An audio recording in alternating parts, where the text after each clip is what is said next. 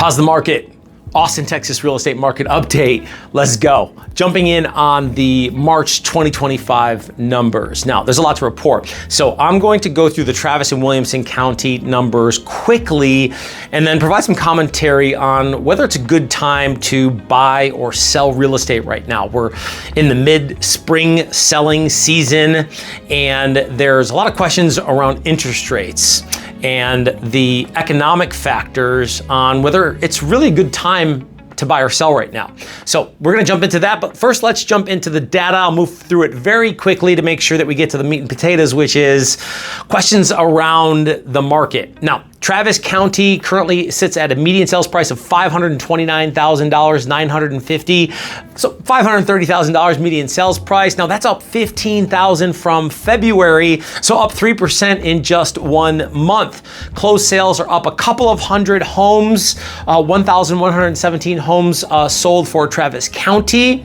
Sales dollar volume that attributed to 800 million, just a hair over 800 million in gross sales volume. Now, new listings were 2,658 new listings to market in March. Active listings 5,735. Both of those numbers were up right around 1,000, so a lot more people coming to market. Pending sales up 200 homes from February at 1,342 for Travis County. Average days on market 71 days, down 8 days. Average close to list price 94%.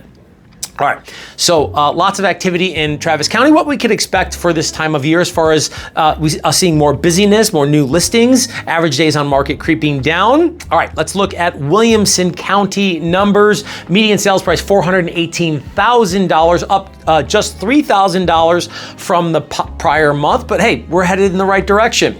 Closed sales at 818 for the month of March, just about even from the prior month, up just a little bit, up 100 and some odd homes. I'm looking at all the data here. And then new listings, 1,550 new listings to Williamson County. That's up 300 homes from February. Active listings, 3,432, up 400 homes from February. Average days on market, 76 days. That's down 2 days from February. And then average close to list price, 95.8%. So a little bit higher than Travis County, almost 2 points higher than Travis County. And that's up a day from the previous month. Now, let's take a look at the big picture on what all this means, because we're seeing in both counties that there's more properties coming to market. Actually, the market inventory is almost 16,000 at this point. That's a 25% bump in less than 30 days. Now, it is the springtime, but 15,000 moving towards 16,000 is a number that we haven't sat at for quite some time. So it's something to keep an eye on, certainly month to month. Stay tuned, and we'll talk about what that looks like for the month of April, and certainly what closings look like, because we saw almost 3,000 homes total sell in the greater Austin, Texas multiple listing service, which goes as high as the Killeen Temple Belton area and as far down as San Marcos. And so there's a lot of land there on what's covered. But hey, 3,000 homes sold in the month of March. That's a healthy number for springtime. But again, that inventory moving towards 16,000 is something I'm a little concerned about, or just want to keep an eye on. I would say concerned. I'd like to keep an eye on that, because the question is should I sell right now? Well, look, if you're a seller, pay attention, because homes, even though the average days on market reporting from the Austin Board of Realtors, where we get this data, is hanging a little over 70 days in Travis and Williamson County, that's taking into account properties that started at the wrong price, because we know that properties that are listed right sell within 30 days, even up over $1.5 million. Properties are selling that have more features and benefits, priced accordingly to the competition, meaning similarly. So based on the competition, you're priced similarly, but you have more features and benefits. Or you're a property that's priced lower. Now, that's pretty typical and standard for most real estate markets. However, now with buyer apprehension, uncertainty around all this tariff talk, certainly we've seen a statistic that you won't see on any report, showings down. And I know that because I list a lot of property. So myself and a mastermind, a group of realtors, top producers in the Austin area, meet once a month and talk about what's going on, what can we talk about, or what are we noticing or observing that we can't see on a report? Well, numero uno is showings. Showings are down. So inventory's up, showings are down. That's why I'm keeping an eye on what's going to happen in April, because I believe there is quite a bit of uncertainty around this tariff stuff and what it's doing. We're seeing the bond market basically collapse. And so there's a lot of fear, anxiety, and apprehension. So now combine that with what I just said on how many days on market you should expect to sell. 30 days or less, and we know that when a property is, this is data also from the multiple listing service, is that when a property's priced wrong and they get the price right, then buyers make offers on those properties and execute a contract to sell within 18 days. So look, you should not be on the market a long period of time outside of some sort of exceptional piece of property, really big piece of property, hundreds of acres or multiple acres, or something really just exceptional outside the norm. You should expect to sell your property within 30 days. And if you try to start high, which I don't recommend, make an adjustment within 2 or 3 weeks, because you should be getting 3 to 5 showings a week over the first couple of weeks to know that you're on track. And if they're not coming through the door, then it's only one thing: price. And if they're coming through the door, but they're not making offers, you're close, but it's still price. You're really, really close, okay? Because the National Association of Realtors tells us that it takes about 10 showings to get 2 or 3 interested parties, which is why I need those 3 to 5 showings in the first couple of weeks per week. 3 to 5 showings per week to make sure that I get the activity that I want, because buyers are sitting there waiting for homes to come on the market.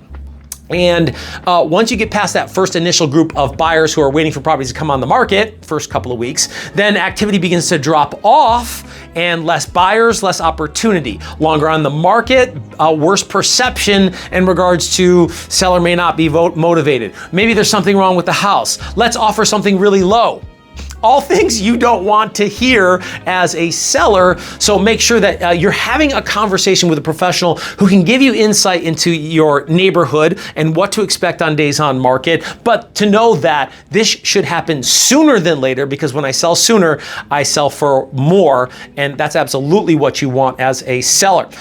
Also, we're mid-spring right now. We're end of April right now, and the market's moving towards the summer months. No, look, March, April, May are the most significant months in regards to appreciation, in regards to activity. So June, July, it begins to even out, and even July to August taper off. So there's a limited amount of time here in regards to opportunity, in regards to activity, buyer showings, to be sure that you capitalize on that and sell for more. So you need to be strategic. You have to pay attention to the numbers and make sure that you're working with a professional who's providing the exposure outside of just putting a sign in the yard, putting it on the MLS and praying that it'll sell. What is this agent doing to make sure that we get the most amount of people through the door and we can sell for the highest price possible? Okay, should I buy right now? Well, hey, only if you feel comfortable and confident in your job security, because we're seeing that in the tech sector layoffs. I'm seeing that in governmental employment layoffs. And so do you feel comfortable and confident in your position with your ability to continue to pay a mortgage over the next few years or over the next few months and to get through that storm? Because I think it's going to be a little bit of time here before we start seeing security. So if you don't feel secure about your employment, hold off. Maybe you shouldn't go ahead and buy something. But if you do, and of course you can afford it, well then, hey, there's deals out there, because some of these sellers who didn't do the right thing and put their property on the market too high under the right scenarios, where you find that out with a professional who can go in there and find out some inside market information, may be more susceptible to more attractive deals for you to be able to put together. Now, there's tons of deals happening on the new home sector in regards to interest rates below 5%. With contributions towards closing costs. But new homes are on the outskirts of Austin, Texas. And so if you're looking to live in central metro Texas, then there may not be those opportunities for new homes. However, resale homes are still willing to contribute and to negotiate based on the scenario where, maybe they tried to start too high, or maybe they don't have as many features and benefits. Because remember, the properties that are selling with lots of features and benefits that are priced priced accordingly, competitively with the competition, are still moving faster and still seeing multiple offers. That's right, that's happening. Multiple offers is still happening. So pay attention because the market's moving, the market's live. And for you to be able to get what you want in the time frame you want it, hey, I want to have a conversation around what that may look like to buy or sell. And then once we have clarity on that conversation, then you'll have the power to be able to go out there and figure out what's best for you. Stay tuned.